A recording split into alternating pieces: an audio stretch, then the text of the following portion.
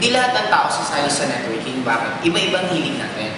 Yun ang kagandahan ng tao. Kasi just imagine mo kung ang gusto ko black, lahat ng tao gusto din nila black, hindi na magiging maganda at interesting ang buhay.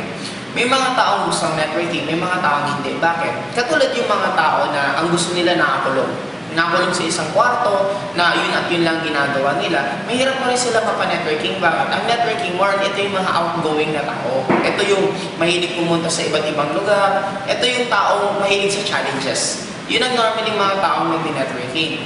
May mga iba rin tao na kung ano lang nakasanayan nila, ayaw na nilang mag-adjust. Parang, ang change. Kaya maraming taong ayaw ng change kasi the moment magkaroon ka ng change, automatic, anong kadugtong? Mawawala yung tinatawag na comfort. Magiging uncomfortable ka sa ginagawa mo the moment nagkakaroon ka ng change. Kaya maraming tao na gusto nila kung ano nakasanayan nila, yun lang, kasi nandun na sila. Na-comfort na sila ng ginagawa nila, kaya ayaw nilang gawin. Pero darating ang time, may mga ibang tao nag-shift pa rin.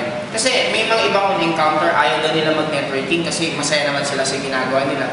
It's normal, the moment hindi pa nila masyadong need yung income. Pero the moment kinakapos na ng kita, doon na yung pamilya nila, kailangan pa ng mas malaking kita, doon na nila paminsan na-appreciate. Kaya ang gawin mo lang, antayin mo lang, may mga ibang taon talagang hantayin mo munang mahinog, ma-open up, ma-appreciate ang networking, saka mo sila pwedeng mapa-join. May mga ibang sumasali after 1 year, after 2 years, after 1 month, after 1 day, depende sa taong yun. Kaya ikaw, as a networker, ang gawin mo lang, focus ka lang, present ka ng present, kasi sa dami ng mapipresentan mo, may mga ibang napresentan mo 6 months ago, ngayon na nag-join.